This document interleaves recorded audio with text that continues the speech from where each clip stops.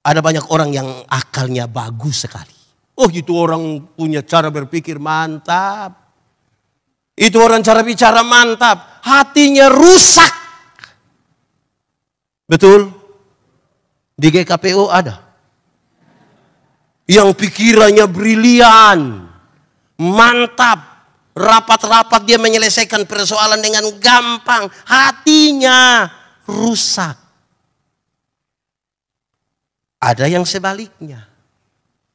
Ada yang sebaliknya. Hatinya mantap. Ikut gereja. Jam doa beres. Hati mantap. Pikiran rusak.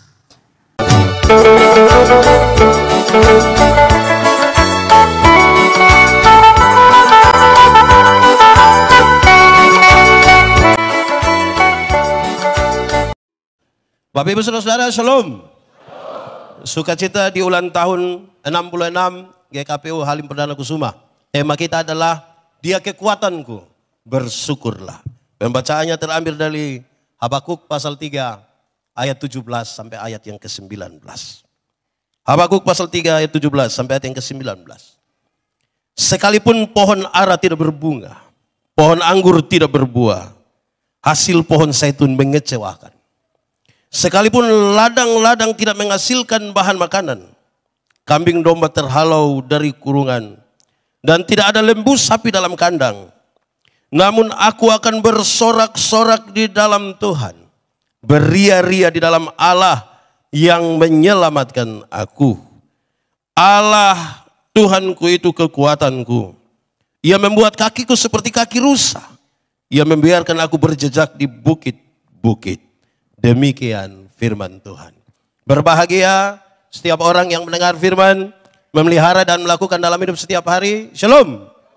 Sekali lagi shalom. Mari kasih salam yang di samping kiri kanan, katakan selamat ulang tahun.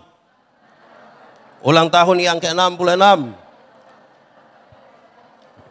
Oke, boleh sedikit bergerak dari tempat kita.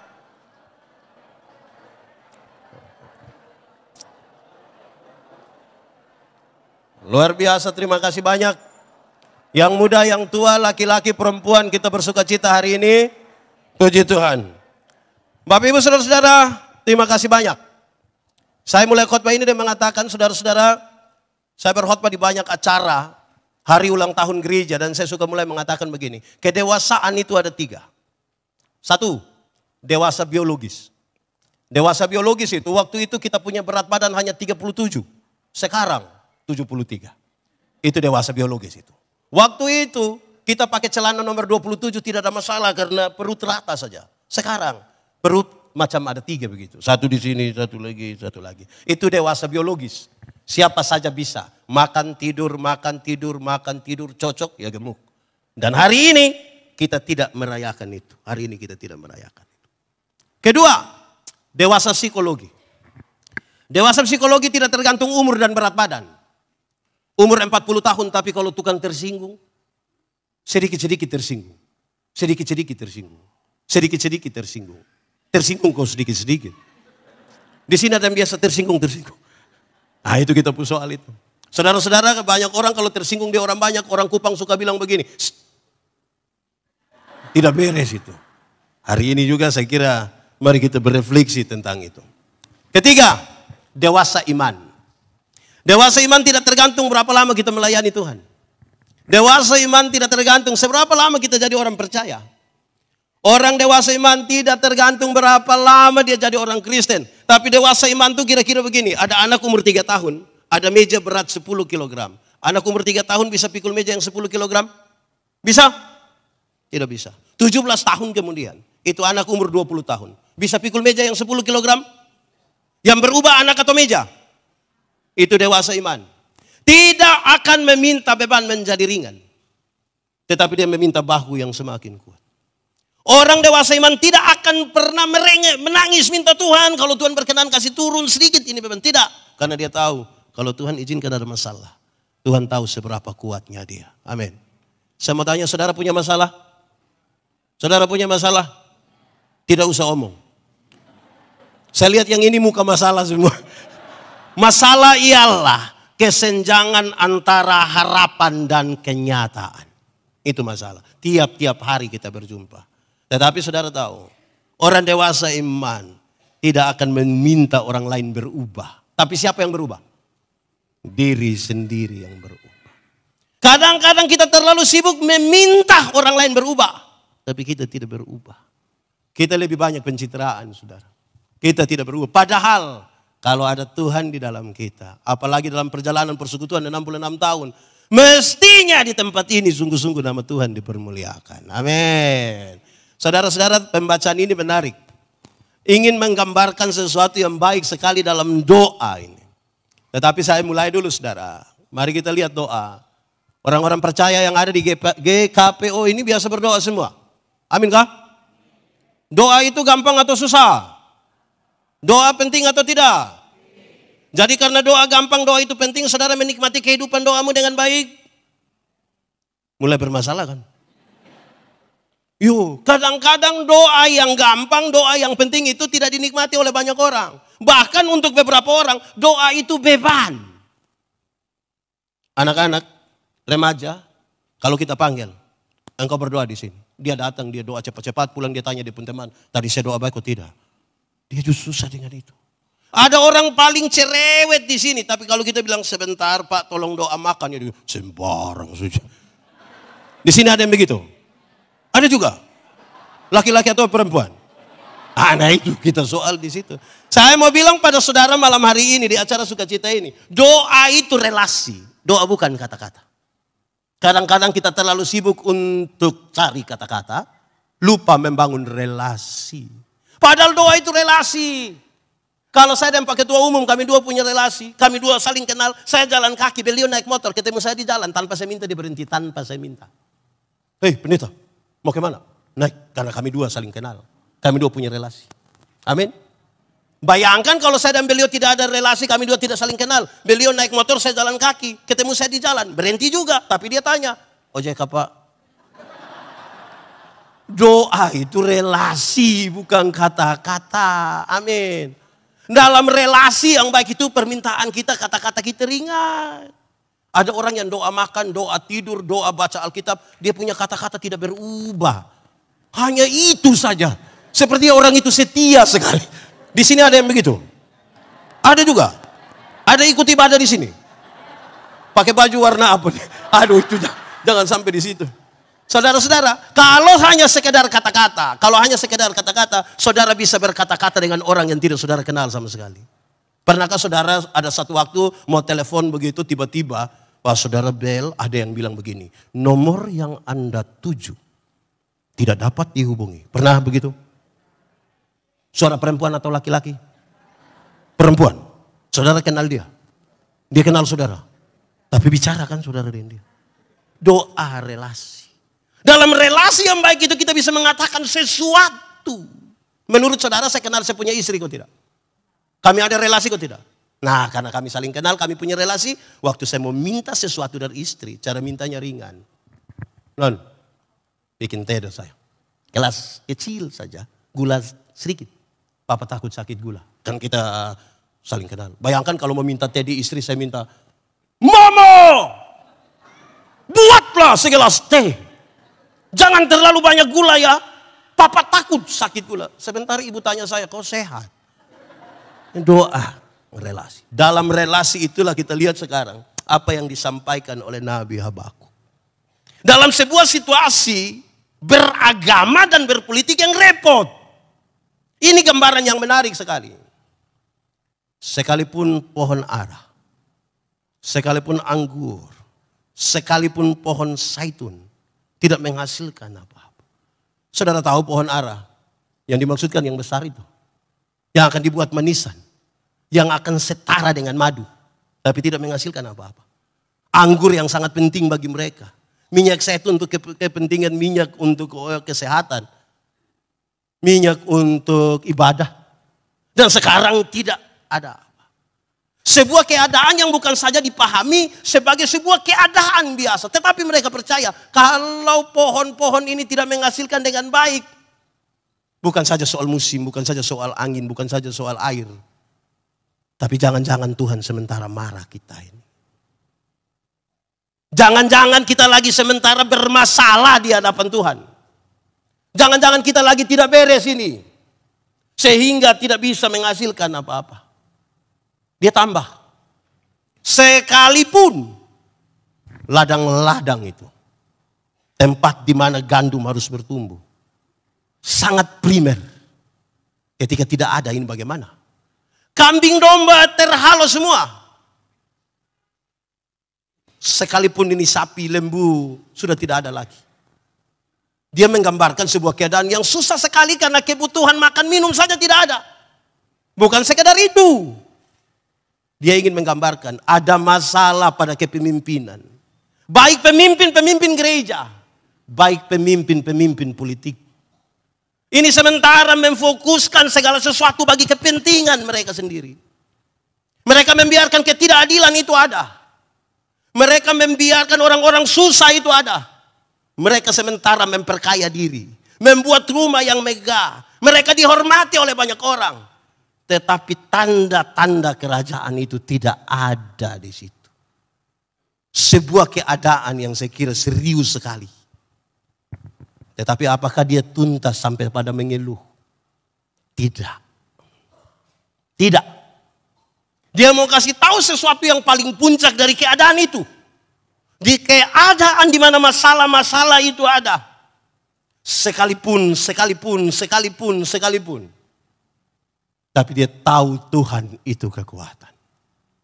Dari mana sekarang dia mau menggambarkan itu? Sebuah refleksi yang sederhana dia katakan.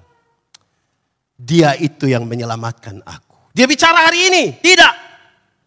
Dia bicara tentang sesuatu di masa lampau. Orang-orang Israel sangat kuat dengan cerita tentang penyertaan Tuhan ketika mereka sangat lama di Mesir. Dan sekarang mereka keluar. Cerita itu diceritakan turun-temurun. Bukan gampang. Sulit sekali. Tapi dia kasih tahu. Tuhan menyelamatkan. Tuhan itu juru selamat. Saudara, kalau kita belajar dari perjalanan bangsa Israel, saudara. Dijajah 430 tahun. Bermental budak sekali. Sekarang mereka akan masuk tanah terjanji yang penuh dengan susu dan madu. Orang-orang bermental budak tidak bisa masuk tanah berkelimpahan susu dan madu. Nanti tambah masalah di sana. Mental mereka harus diubah. Mental mereka harus diubah. Mental budak itu harus diganti menjadi orang-orang bermental raja. Orang bermental budak berhadapan dengan kekayaan yang banyak. Bisa habis, bisa hancur, bisa rusak, bahkan merusak diri dan keluarga. Mereka harus jadi orang-orang bermental raja. Orang-orang bermental budak. Kalau kerja dan mandor jaga, serius sekali dia. Semangat, kadang-kadang tambah makan puji. Tapi kalau mandor pulang, dia bikin pengucapan syukur. Orang bermental budak. Orang bermental budak itu tidak visioner. Untuk hari ini yang dipikirkan. Tidak pernah berpikir tentang masa depan. Bagaimana dia akan masuk tanah terjanji. Saudara tahu bahwa dalam kisah itu, saya ingin mengatakan dua hal. Pertama, visi. Visinya ringan sekali. Susu madu, susu madu, susu madu. Terlalu ringan visi itu. Sampai yang paling kecil, yang paling bodoh, yang tidak sekolah tinggi pun tahu visi itu. Mereka berhadapan dengan tanah kering. Mereka rubah menjadi taman Tuhan. Susu madu, susu madu. Visi. Tapi yang kedua, saudara lihat penyertaan Tuhan. Waktu lapar Tuhan kasih makan. Waktu haus Tuhan kasih minum. Waktu malam hari Tuhan jadi tiang api.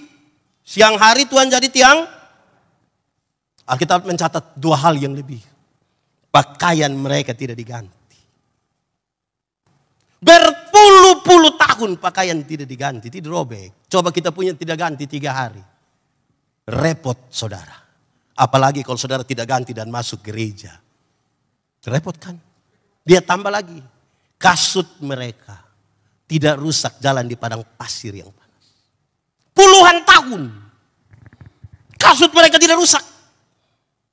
Saudara bayangkan, kita ini tidak kemana-mana, kaki pecah-pecah di bawah. Dorang punya sepatu tidak rusak. Penyertaan Tuhan yang luar biasa ini dia ceritakan turun-temurun. Maka sampai di sini ketika berhadapan dengan situasi keagamaan dan situasi politik begitu, tidak. Tuhan penyelamat saya. Kisah masa lalu tidak sekedar berdiam di situ. Tapi sekarang dia menjadi tonggak iman.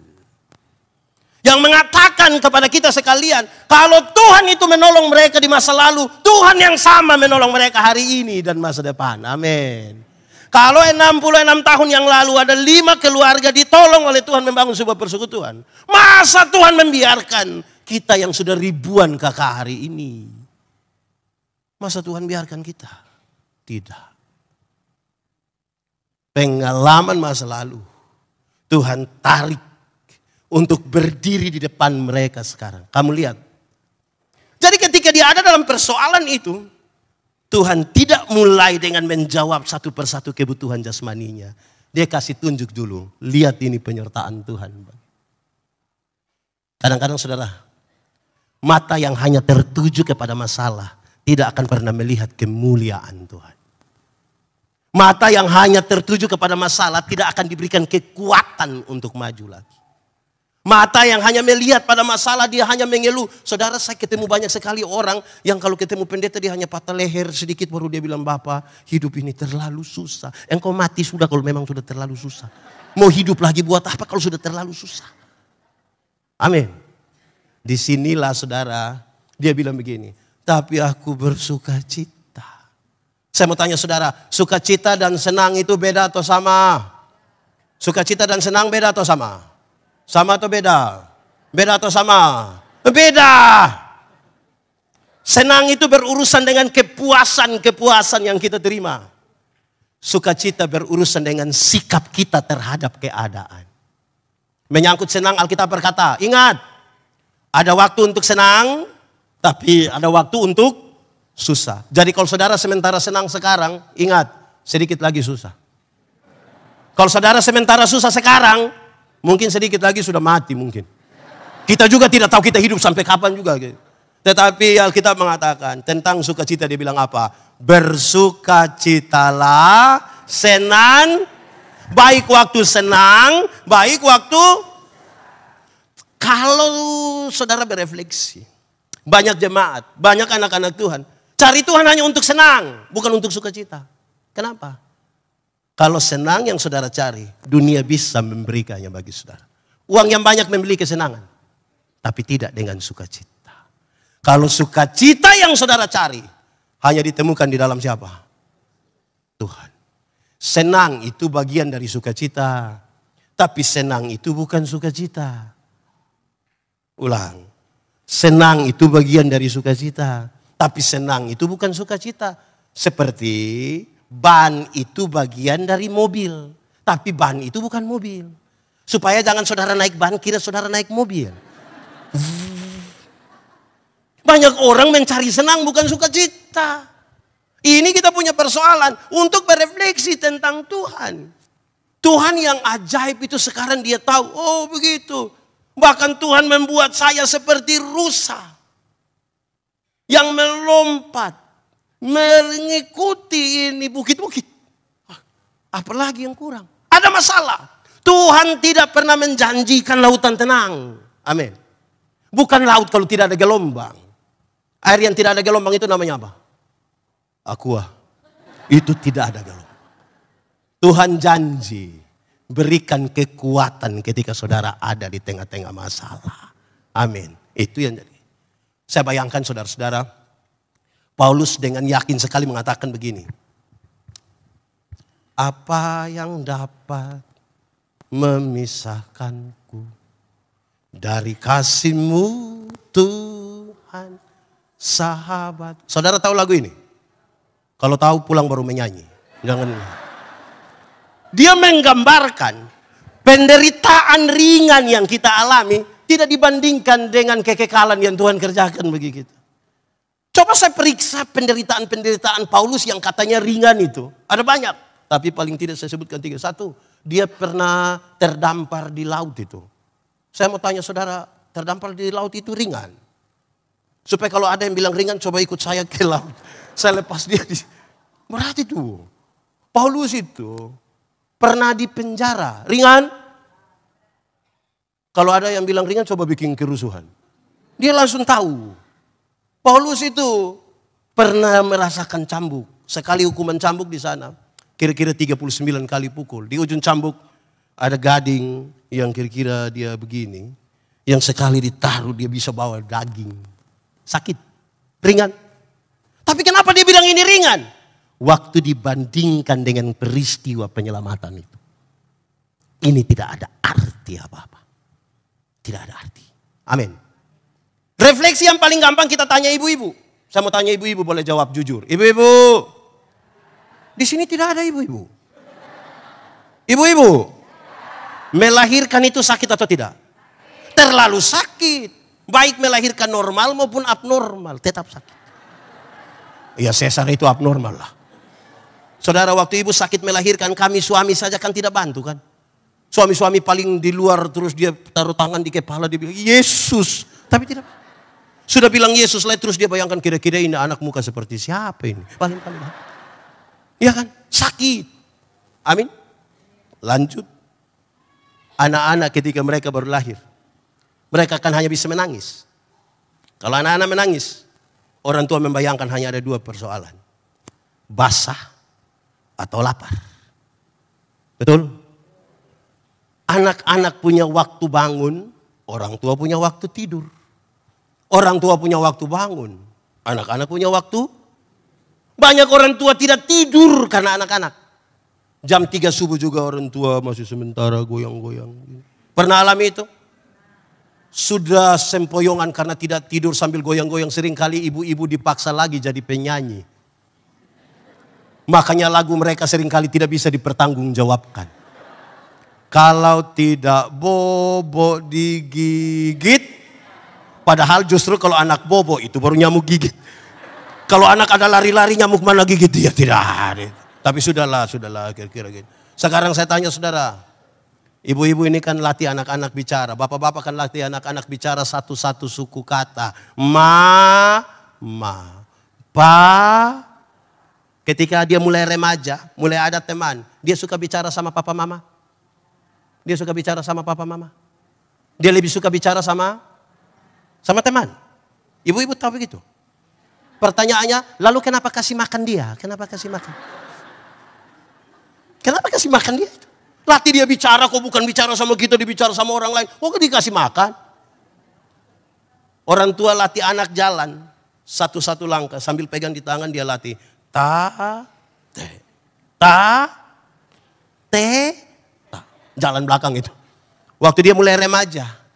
Suka jalan sama papa mama. Suka jalan sama papa mama. Dia lebih suka jalan sama. Kenapa beli handphone buat dia? Saudara lihat sesuatu yang sangat kuat di situ. Ini yang harus diceritakan bagaimana. Saudara bayangkan. Berbayarkah itu? Tidak. Saya kira saudara tahu ilustrasi ini. Ketika satu orang sudah sukses.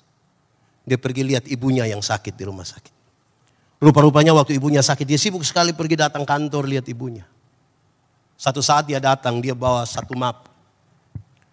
Dia bilang, ibu. Nanti ibu baca sendiri di dalam map itu. Kalau ibu tidak tahu satu dua hal boleh tanya ke saya. Ibunya coba buka. Dia tulis. Biaya pergi pulang urus ibu. Beberapa juta. Biaya makan untuk ibu. Berapa juta. Biaya ini itu berapa juta. Terus ibunya bilang begini, nak, karena anak mulai perhitungan sama ibu, maka ibu juga mau bikin perhitungan. Saya tulis beberapa hal dan kalau nanti nak rasa kurang mengerti boleh tanya. Dia tulis. Tapi nanti pulang baru engkau baca. Dia tulis. Mengandung engkau kurang lebih 9 bulan. Biaya gratis. Membesarkan engkau sampai umur 27 tahun waktu engkau menikah. Biaya gratis. Waktu masa kecilmu susu yang begitu banyak gratis. Dia tulis semua gratis dan dia bilang begini. Sesaat lagi mungkin mama sudah tidak ada. Nanti rumah engkau boleh dapat. Harganya gratis. Dia baca-baca. Dia jadi ingat dia punya mama. Macam kita toh kalau biasa tidak ingat-ingat orang tua. Pas susah baru ingat begitu. Apalagi orang tua sakit baru batuk. Dia langsung tanya, sertifikat. Itu ke binti. Ya, dia lari kembali ke rumah sakit. Waktu dia sampai di sana, perawat kasih tahu, ibu baru kira-kira 5 menit yang lalu meninggal. Dia sedikit kecewa, dia menangis, tapi kan sudah selesai. Kenapa saya pakai gambaran ini? Ini sebuah gambaran tentang kasih yang memungkinkan seseorang itu bisa kuat. Saya punya definisi sendiri, saudara boleh ikut. Kasih ialah omong. Kasih ialah kebaikan, tidak terpatahkan oleh apapun. Tidak akan pernah berubah menjadi kebencian. Rujukannya jelas. Karena begitu besar kasih Allah akan dunia ini. Apakah Tuhan Allah mengasihi dunia? Amin. Dunia mengasihi Tuhan Allah? Tidak. Lalu apakah karena dunia tidak mengasihi Tuhan Allah berhenti mengasihi dunia? Tidak. Saudara lihat.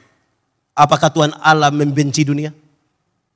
Tidak terpatahkan. Itu yang membuat orang kuat.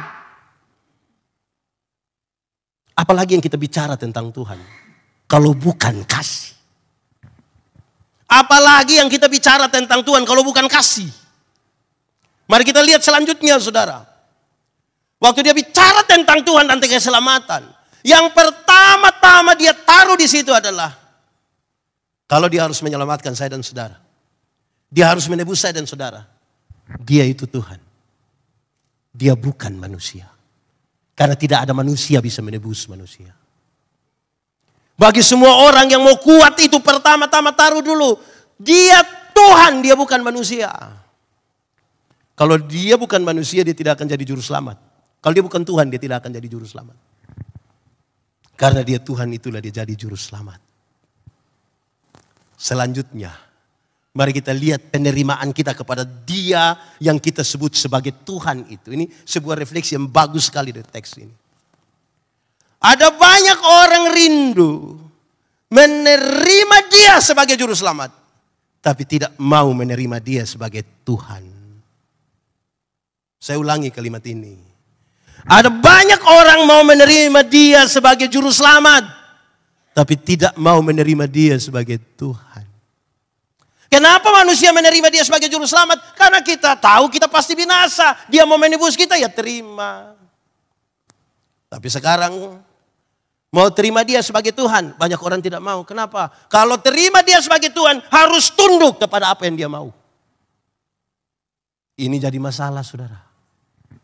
Waktu terima Dia sebagai Tuhan harus tunduk kepada apa yang dia mau. Ini yang repot. Diselamatkan mau, tunduk kepada yang Tuhan mau, tidak mau. Ini sekarang sudah. Bagaimana terima Tuhan? Saudara harus terima Dia dengan segenap hati.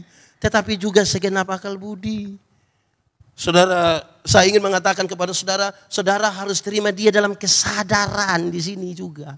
Di sini sudah betul, segenap hati, segenap jiwa, tapi juga dengan segenap kesadaran ini. Saudara tidak bisa menerima Dia kalau tidak sadar.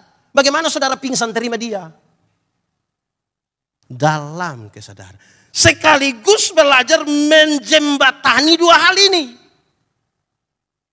Kerepotan kita adalah menjembatani apa yang ada di sini sebagai kesadaran dan apa yang kita imani di sini untuk Tuhan. Saudara lihat, ada banyak orang yang akalnya bagus sekali. Oh itu orang punya cara berpikir mantap. Itu orang cara bicara mantap. Hatinya rusak. Betul? Di GKPO ada. Yang pikirannya brilian. Mantap. Rapat-rapat dia menyelesaikan persoalan dengan gampang. Hatinya rusak. Ada yang sebaliknya. Ada yang sebaliknya. Hatinya mantap. Ikut gereja. Jam doa beres. Hati mantap. Pikiran rusak. Di GKPU ada. Hati mantap tapi pikiran rusak. Nah ini bagaimana kita terima dia sebagai Tuhan dan Juru Selamat. Saudara tahu, sebenarnya ini bagian dari apa yang saya sebut dengan nama spiritualitas. Spiritualitas itu gerakan dari dalam ke luar, bukan dari luar ke dalam. Yang dari luar ke dalam itu pencitraan. Orang kalau spirit bagus tentang kebersihan misalnya, dia datang, lihat gereja kotor, dia langsung sapu, dia langsung pilih itu sampah, dia buang. Itu spirit mantap. Tetapi yang pencitraan, dia janji anak-anak, pas saya sapu, engkau bikin video. Bagikan di sektor. Itu pencitraan itu. Di sini ada yang pencitraan kuat. Nah, itu hati dan pikiran tidak nyambung itu. Saya waktu berbagi kisah soal ilmu berkhotbah, mereka tanya saya, "Hei pendeta, khotbah yang baik itu yang bagaimana?" Saya bilang, engkau punya maksud. Khotbah yang baik itu tulis atau tidak tulis, berapi-api atau berair-air.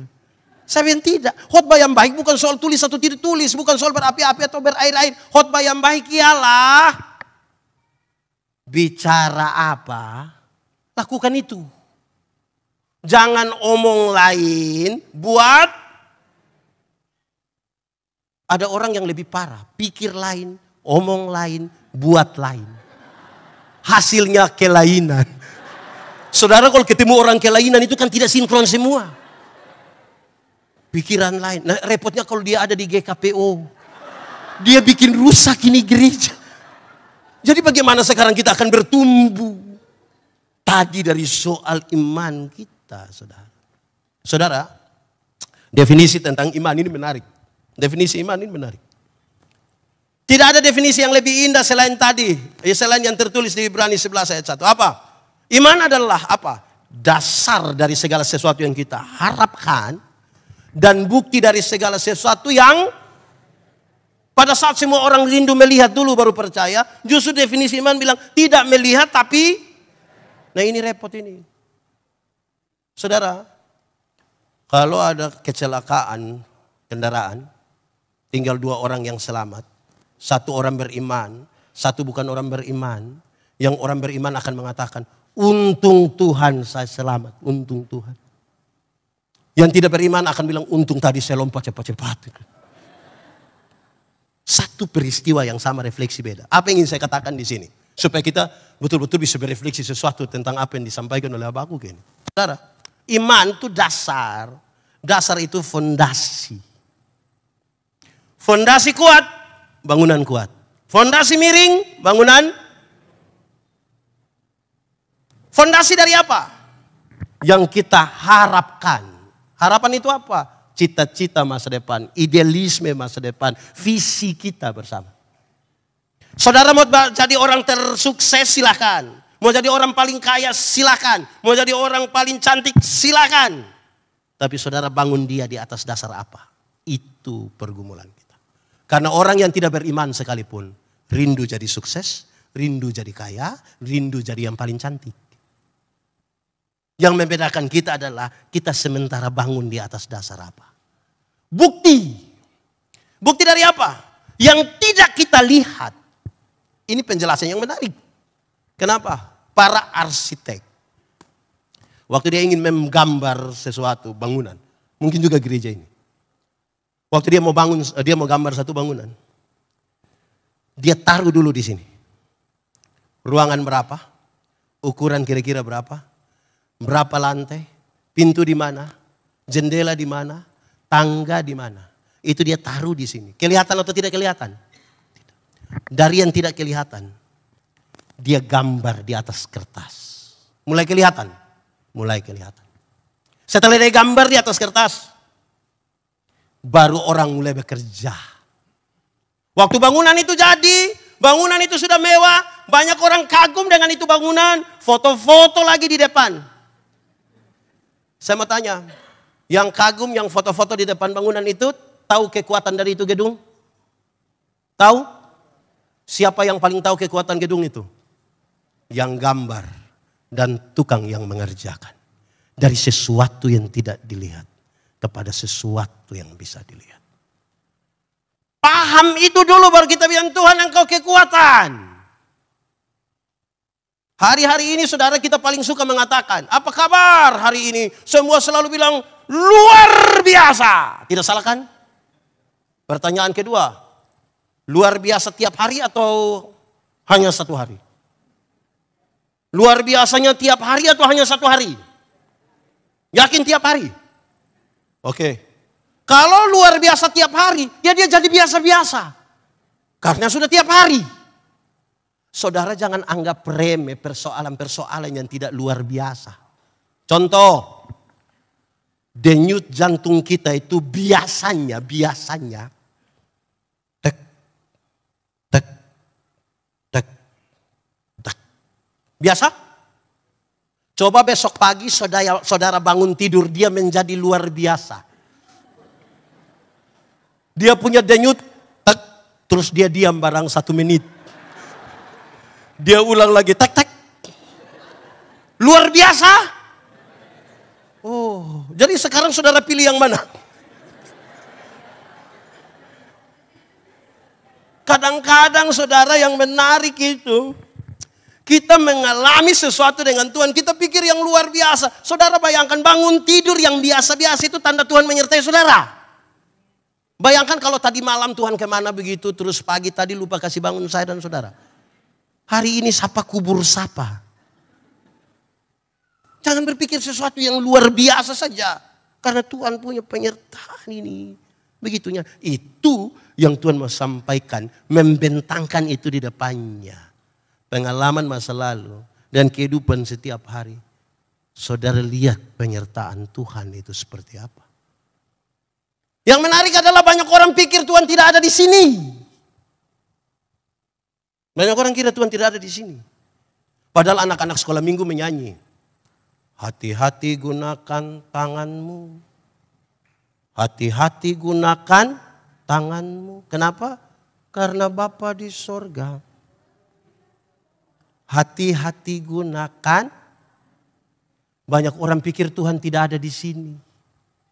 Sesuka hati dia pakai dia punya tangan. Sesuka hati dia pakai dia punya mulut. Karena dia kira Tuhan tidak ada di sini. Kalau saudara menyatu dengan Tuhan, melekat dengan Tuhan. Saudara bayangkan, suami istri yang bertengkar. Di sini suami istri pernah bertengkar. Saya kira hanya kami di Kupang saja. Di sini juga suami istri juga bertengkar juga Suami istri itu kalau bertengkar saudara, jangankan Tuhan, pendeta datang saja mereka tiba-tiba damai. Mereka ada lagi marah-marah, maki-maki, banting-banting, tiba-tiba pendeta bilang, "Shalom." Tiba-tiba mereka baik, "Shalom Bapak, shalom." Aduh sayang, mari Pak Pendeta, mari. Amin toh? Itu baru pendeta. Apalagi kalau Tuhan bersama-sama dengan engkau. Apalagi kalau Tuhan sama-sama. Ini yang serius bagi kita. Kalau mau Tuhan jadi kekuatan. Banyak orang mau Tuhan bantu tapi tidak mau bersatu dengan Tuhan. Sekarang saudara, bagaimana rumus bersatu dengan Tuhan? Ringan, jaga kekudusan. Tuhan yang kita sembah Tuhan yang kudus. Mau datang kepadanya harus datang dalam kekudusan. Karena yang kudus tidak dapat bersatu dengan tidak kudus. Yang terang tidak dapat bersatu dengan yang gelap.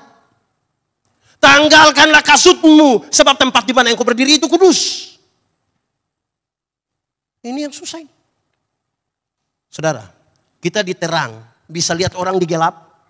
Bisa tidak? Orang di gelap bisa lihat kita di terang? Lalu kenapa kadang-kadang kita di terang kembali ke gelap?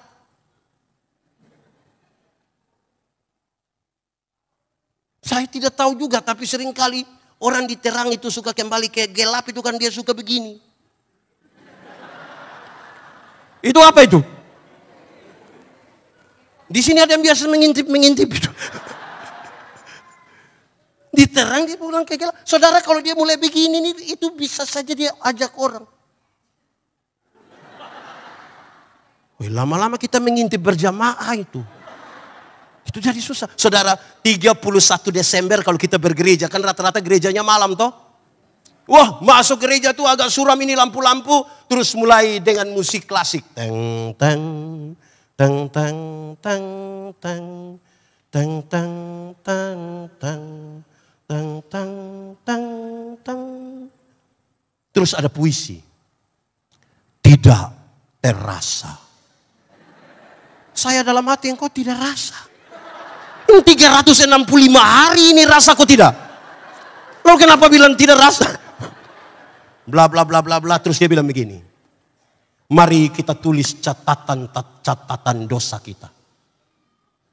Biar dia berlalu bersama-sama dengan tahun lalu. Tahun lama berangkat bersama-sama dengan hidup lama. Tahun baru, hidup baru, semangat baru. Ini 31 Desember ini. Dia tulis catatan dosa. Ada yang tulis 5, ada yang tulis 10, ada yang tulis 20. Pakai menangis lagi. Setelah tulis sedih-sedih begitu, keluar juga tidak langsung buang. Pakai menyanyi lagi. Mampirlah dengar doa. Ini 31 Desember ini. Mantap toh? Istri sudah senang, suami berubah. 31 Desember. Masuk minggu kedua bulan Februari. Dia gila ulang. Lebih parah dari tahun lalu. Lalu bagaimana kita bilang Tuhan kekuatan? Saudara, saya ingin sampaikan pada saudara. Pengakuan kita dari mulut bisa mengatakan Tuhan kekuatan. Hati kita belum tentu. Bagaimana saya menggambarkannya saudara? Saudara, sebagai pendeta ini kami jalan orang telepon. Pendeta, yo singgah dulu di rumah sakit. Siapa sakit? Suami kah, istri kah, anak-anak kah? Oke. Pas kami pergi mereka bilang, diam-diam pendeta berdoa dulu, pendeta berdoa dulu. Pas kami doa habis, dia bilang begini, Bapak, ini obat. Saya bilang kalau itu obat, kenapa suruh saya berdoa? Kalau memang itu obat menyelesaikan perkara, suruh saya berdoa supaya kenapa? Mulut kita mengatakan tentang Tuhan, pengakuan kita tidak. Lalu saudara berharap Tuhan jadi kekuatan. Saya lahir besar di NTT.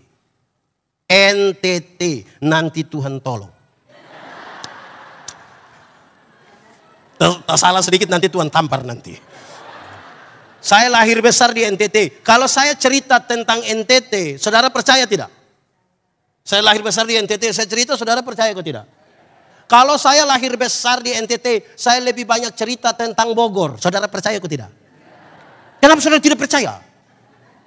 Apa yang saya katakan? Mulut kita bisa berkata tentang Tuhan. Oh Tuhan luar biasa. Mantap ini. Ini kan ada di sini. Tapi malam-malam dia jalan, lihat pohon besar satu goyang-goyang sedikit. Dia bilang, itu Pak. Keras. Apa yang keras? Mulut bilang Tuhan kuat. Pengakuan tidak begitu. Lalu saudara berharap Tuhan jadi kekuatan saudara. Saudara, ini penting saudara. Kenapa? Kadang-kadang ini bahaya buat kita dalam pelayanan. Saya punya kisah satu, orang marah saya tapi ya namanya saya pun kisah. Ada pendeta pergi di acara begitu. Terus ada janda miskin satu duduk di samping. Bapak. Yo, ini tanggal 14, Bapak bisa pimpin ibadah di rumah. Pak pendeta bilang, aduh saya sibuk, nanti penatua saja yang pergi tidak apa-apa. Tidak apa-apa, tidak apa-apa Bapak, tidak apa-apa. Mereka ambil makan, duduk sama-sama, basa-basi Pak pendeta tanya, Ibu, ada acara apa bikin ibadah di rumah? Terus janda ini bilang begini, tidak, saya punya anak yang pertama itu, dia baru saja dilantik jadi komisaris bank. Dia ada mau ibadah sambil titip berkat sedikit. Terus itu pendeta bilang, sabar-sabar tanggal berapa ibu? Tanggal berapa?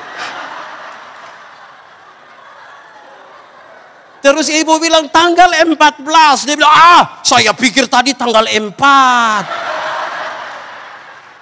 Kalau tanggal 4 saya sibuk 14 bisa. Ini kita jadi repot. Ini kita jadi repot ini. Akhirnya Pelayanan kita bisa kita pilih-pilih. Kalau orang kaya, kita datang Bapak, kita doa Bapak. Ya buat keluarga Pak, buat anak-anak, kesehatan. Lama-lama dia tidak ngomong, kita yang ngomong kembali. Kalau kita sembahyang kasih orang miskin, kita beri Bapak tutup mata, kita berdoa. Kalau mati juga Tuhan berkenanlah, Tuhan berkenanlah. Saudara lihat ya. Jadi kalau kita tidak menempatkan Tuhan seperti apa yang seharusnya, kadang-kadang bukan Tuhan pakai kita. Kita pakai kembali Tuhan itu. Itu jadi soal buat kita. Saudara, dalam konteks tadi dia mau kasih tahu. Hidup ini butuh proses. Ada masalah, tapi cepat-cepatlah berproses bersama Tuhan. Dia tidak akan ganti cepat-cepat. Tapi proses itu penting. Iblis bilang, Yesus kalau engkau anak Allah, rubah batu itu jadi roti supaya engkau makan. Tuhan Yesus lapar ini. Puasa 40 hari 40 malam. Dia rubah atau tidak? Dia bisa rubah atau tidak? Lalu kenapa dia tidak rubah? Pertama, memang dia tidak mau ikut perintah iblis. Tapi dia mau yang kedua kita berproses. Masa mau bikin roti saja pakai mujizat. Kalau buat roti pakai mujizat itu tiap hari di toko bakery itu mujizat terus itu. Kita ini kadang-kadang tidak mau berproses tapi mau berubah. Tidak bisa. Saudara, dulu ada satu binatang namanya ayam. Sekarang juga ada ya ayam. Ayam itu kita hanya bisa bedakan dia atas dua. Ayam jantan dan ayam betina. Tapi tiba-tiba muncul ayam potong. Akhirnya ayam yang tadinya hanya ayam menjadi ayam kampung. Karena sudah ada ayam potong. Ini bikin kita pusing. Apakah ini ayam potong yang di kampung atau ayam kampung yang dipotong? Kita tambah pusing. Tapi apa maksudnya saudara? Ayam kampung itu kita piara 1 tahun, masih kecil. Tapi dagingnya enak kok tidak? Kalau dijual mahal kok tidak? Kalau betina bertelur kok tidak? Karena dia mengerti proses. Bukan seperti ayam potong itu. Kita baru pelihara 1 bulan dia punya mata sudah besar begini. Itu kalau lihat pakai kaca pembesar, kalau lihat langsung. Tapi ini ayam, ibu-ibu pulang dari pasar ikat salah di motor, kaki patah. Orang gas-gas motor di samping kandang, besok itu ayam mati. Tidak mau berproses. Tidak mau berproses. Lalu kalau kita tidak mau berproses bersama dengan Tuhan, kita bisa mengenal apa dari kekuatan Tuhan? Itu soal kita itu. Berproses dulu, baru lihat di mana Tuhan memberikan. Kadang-kadang saudara, waktu kita doa minta kesabaran. Tuhan ada kasih kita kesabaran? Tidak, dia izinkan masalah. Supaya kita melatih kesabaran. Amin. Tuhan tolong buat saya sabar terhadap teman majelis karena ini satu menjengkelkan sekali. Tuhan langsung kasih kita kesabaran. Tidak. Dia izinkan orang yang menjengkelkan itu duduk di samping kita. Terus garu-garu kita lah begini. Proses kan. Terakhir. Setelah paham tentang kekuatan Tuhan dan bagaimana kita berjalan bersama. Dilanjut. Bersyukurlah. Bersyukur itu cara terbaik menikmati hidup.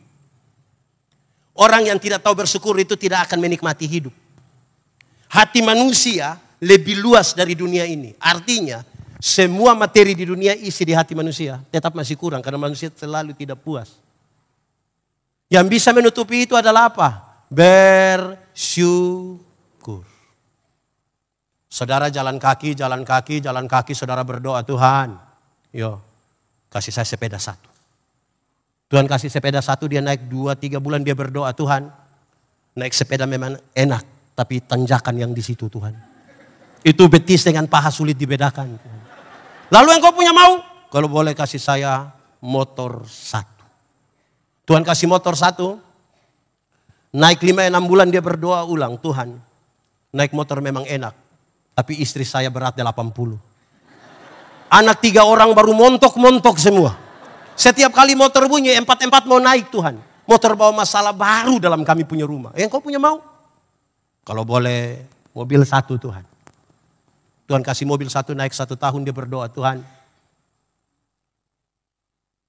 Naik mobil memang enak. Ibu juga naik, dia duduk di paling depan. Tapi anak perempuan yang pertama sudah kawin dengan orang Palembang Tuhan. Masa mau ke Palembang pakai mobil? Yang kau punya mau? Kalau boleh kapal laut 1 Tuhan. Tuhan kasih kapal laut 1, dia pergi ke Palembang, dia cucu lihat mantu, pulang dia doa Tuhan. Memang naik kapal laut sampai di sana Tuhan, tapi buang waktu, buang waktu. Engkau punya mau? Helikopter 1 Tuhan. Tidak salah juga minta kepada Tuhan kan, tidak salah kan minta kepada Tuhan toh. Tapi saudara lihat, mata yang hanya tertuju kepada berkat dan bukan kepada sumber berkat tidak akan pernah mensyukuri apa-apa dalam hidup. Bersyukurlah itu kalau mata kita hanya tertuju kepada sumber berkat. Banyak orang, saudara tahu dalam sebuah persekutuan, Tuhan ajar kita, kamu bermurah hati sedikit. Ini orang ini baik dengan semua orang. Dalam jemaat dia tidak ada masalah, yang siapapun tidak ada masalah.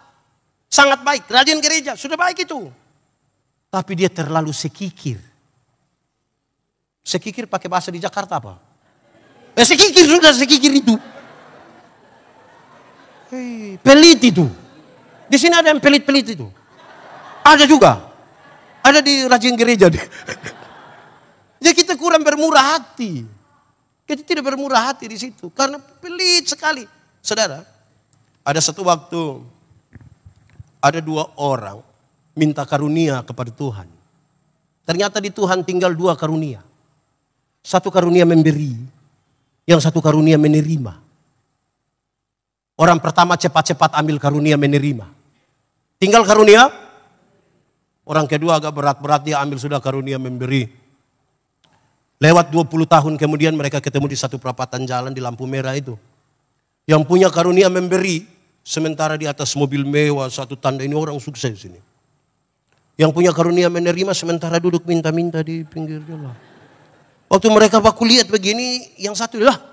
Waktu itu kan engkau dapat karunia memberi, kenapa sekarang engkau lebih sukses dari saya?